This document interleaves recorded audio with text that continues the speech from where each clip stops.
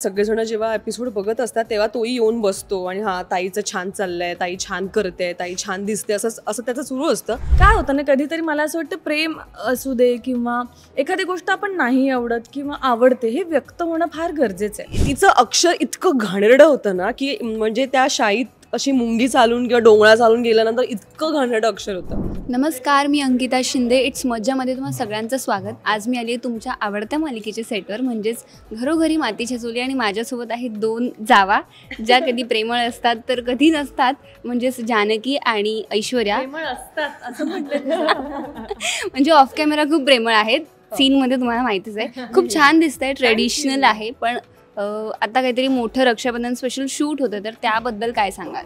वहिनीच सांगते. आता रक्षाबंधन म्हटल्यावर साहजिक आहे, बहीण भावाचा खास दिवस असतो त्यासाठी. आणि शर्वरीवंचं राखी बांधायला येतात. आणि आताच तुम्ही सगळं पाहताय तर सख्ख आणि सावत्र असं सगळं आमच्या घरात सुरू आहे. म्हणजे मी आणि ऋषिकेश आणि आई असं तरी कोणी मानत नाही आहे, पण ऐश्वर्या आहे या सगळ्या गोष्टींची जाणीव सतत सातत्याने करून द्यायला. सो शर्वरी आल्यानंतर काय ड्रामा होतो, कसं होतं, आणि हे रक्षाबंधन ऋषिकेश आणि जानकीच्या आयुष्यात कसं ठरेल हे प्रेक्षकांना शो बघूनच कळेल, एपिसोड बघून. आणि आम्ही उत्सुकच आहोत की रिअल लाईफमध्ये काय होतं, पण रिअल लाईफमध्ये कसं असतं तुमच्या रिअल लाईफमध्ये रक्षाबंधन? असं काही नाही आहे भावाकडून काय मागायचं. मीच भावाला राखी बांधते, भावाला मीच गिफ्ट देते, मग ते गिफ्ट तो भाऊ मला देतो. सो माझ्या घरी असं असतं. मला वाटलं आहे भावाला पॉकेट मनी देते आणि त्या पॉकेट मनी मधनं तिला गिफ्ट मिळतं. आता मी त्याला सांगितलंय की तू लहान आहेस, तुझं रक्षण मी करते, तर तू मला राखी बांध. यावेळेस आपण उलटं करूया की तू मला राखी बांध, आपण असं उलटं रक्षाबंधन. आईला सांगत होती की आई त्याला सांग की मला राखी बांधायला, मी त्याचं रक्षण करते वगैरे. पण तुझ्या घरी कसं असतं? आय गेस प्रतीक्षा तू मोठी असावी बहीण, तुझ्या घरी कसं वातावरण असतं आणि कधी हट्ट असतो का किंवा सरप्राईजेस मिळतात का तुला? नाही, सरप्राईजेस तर सेटवर मिळतात तिला सरप्राईज. हां, माझ्या भावाकडनं. म्हणजे तो खूप असा हां तू सांग ना तुला काय हवं आहे, मी देतो, हे घे ॲमेझॉन, तुला काय ऑर्डर करायचं कर, किंवा तू मला सांग काय. सो असा आहे तो. पण सगळ्यात महत्त्वाचं मी त्याला सांगेन की मला वेळ दे, मला तुझा वेळ हवा आहे. कारण तो शिकायला हॉस्टेलला होता, शिक्षण झाल्या त्याला कॉलेज कॅम्पस थ्रू जॉब मिळाला तो इतका बिझी झाला, त्याला खूप चांगली पोझिशन मिळाली, मग त्याने कंपनी स्विच केली, आणखीन चांगलं. ह्या सगळ्यात कुठेतरी तो घरी फार कमी वेळ देतो आहे, मला फार कमी वेळ देतो.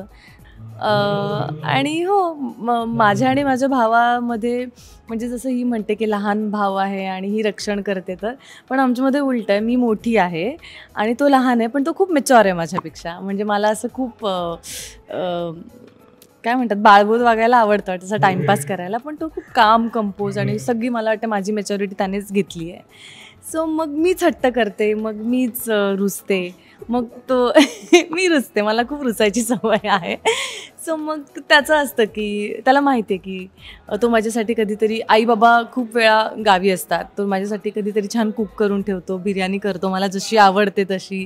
सो असं सगळ्या छोट्या छोट्या गोष्टी त्याचं प्रेम असतं. पण बोलणं फार कमी, मुळात तो कमी बोलतो. मी कायमच तुझ्याकडनं हे गिफ्ट मागेन की प्लीज मला तुझा वेळ दे, तो फार महत्त्वाचा माझ्यासाठी.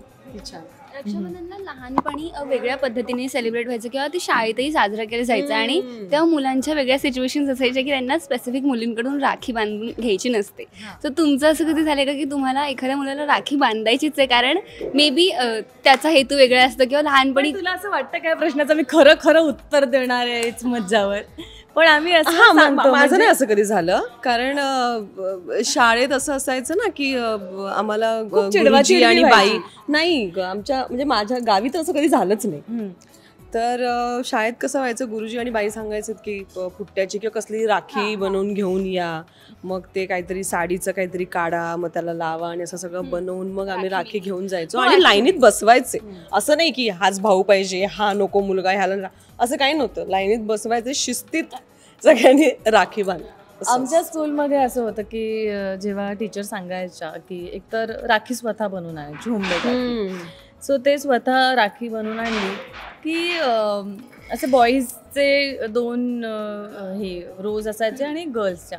सो मुलांचं काउंटिंग असायचं, ही ह्याला बांधणार, ती त्याला बांधणार, ती तर आता माझा नंबर येणार आहे तर ही मला नको, मग ते आपापसात स्विच करायचं. आणि आमच्या मिसला पण कळायचं, पण ठीक आहे, ते तीच मजा असते. आणि मला वाटतं सगळ्या मजातनं सगळे गेलेले आहेत.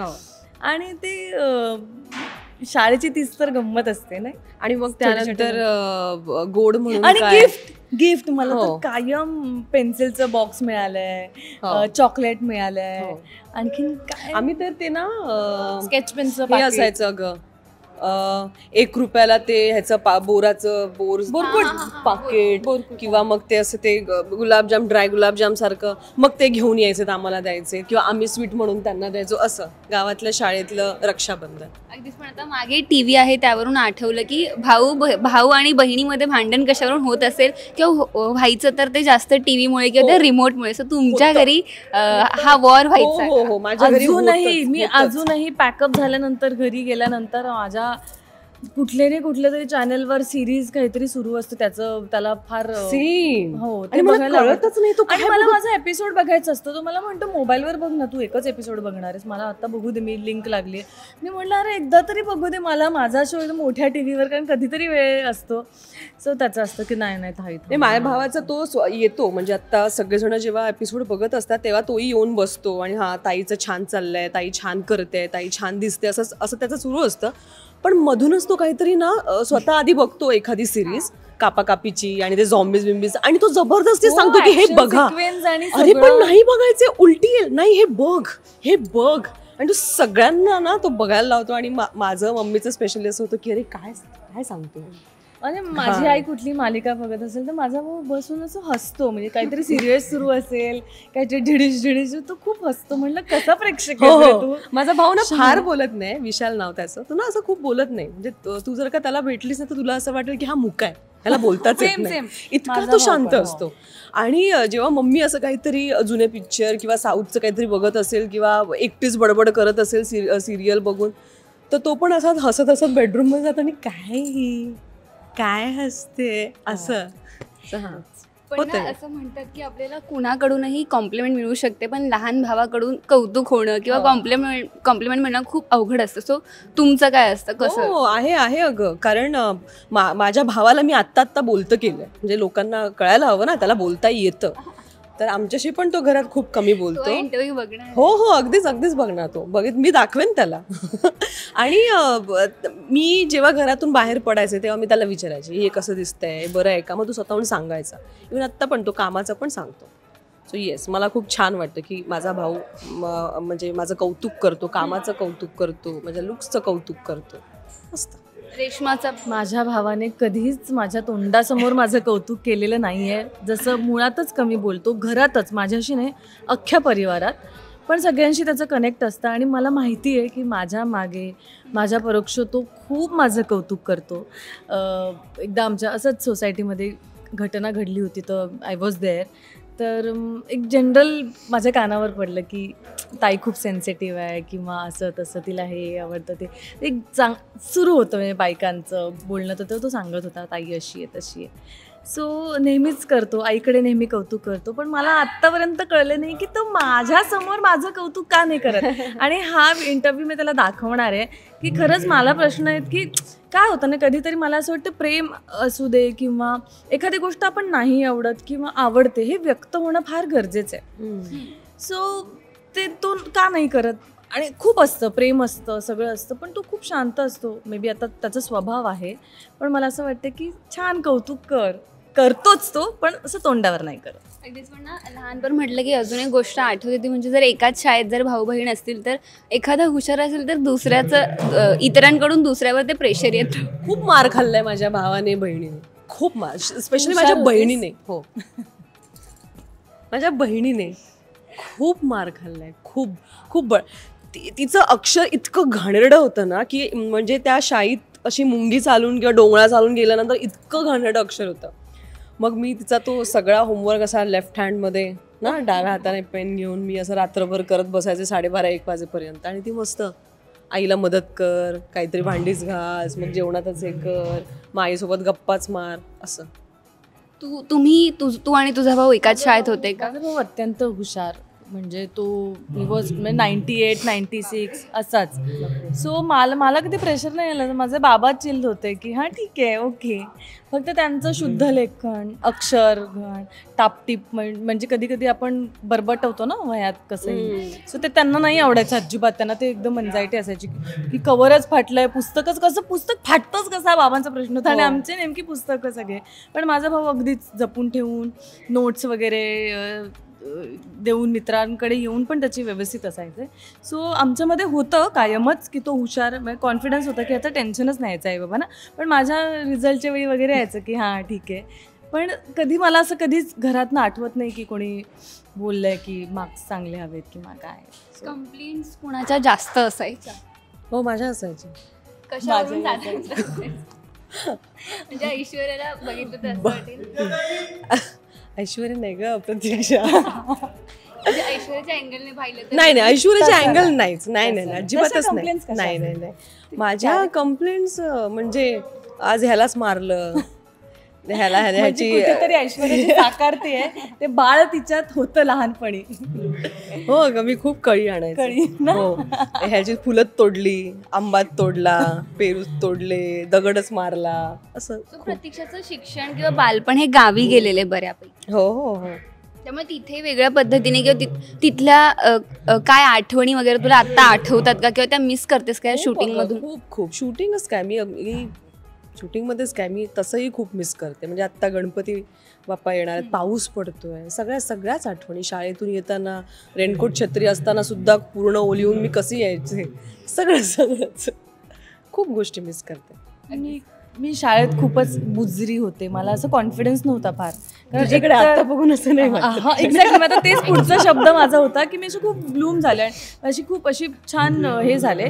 आणि भाऊ माझा खूप एकदम सगळ्या ह्याच्यात ॲक्टिव्ह, अभ्यासापासून सगळ्या, तो आता एकदम शांत. सो आय डोंट नो हे कसे स्वभावात चेंजेस झाले. पण मी खूप अशी बुजरी, शाळेत मॉनिटर, आणि मग फळ्यावर नावं लिहून मग बाईंकडे जायचं. आणि मग शाळेत आपल्या मैत्रिणींची नावं लिहायची, त्यांना गपचूप सांगायचं. हां. आणि मग शाळेत जाताना अशी ओढणी इथे आणि असं बॅग घेऊन असं जायचं, ट्युशनला असं जायचं, असे त्रिकोणी असायचे. हो, मी 10वी पर्यंत, 10वी काय 11वी पर्यंत स्टाईल काय कधीच नाही. 10वीत स्टाईल ओढणी अशा घडी करून अशी ना, ती आता नुसती अशी टाकायची. हा बदल होता, ही स्टाईल. म्हणजे वन साइड सोड ओढणी म्हणजे असं आपण एक घडी, दुसरी घडी, तिसरी घडी असं करून असं करायचं. ठीक आहे. काही स्कूलचा युनिफॉर्म पण असतो बघ, ती शिस्त होती, म्हणजे सवयचं प्रेस. आणि आणि स्टाईल म्हणजे ती आपण नुसती अशी ओढणी घेतो पाण्याने अशी टाकतो, ती एक चेंज झालेली स्टाईल मैत्रिणींबरोबर.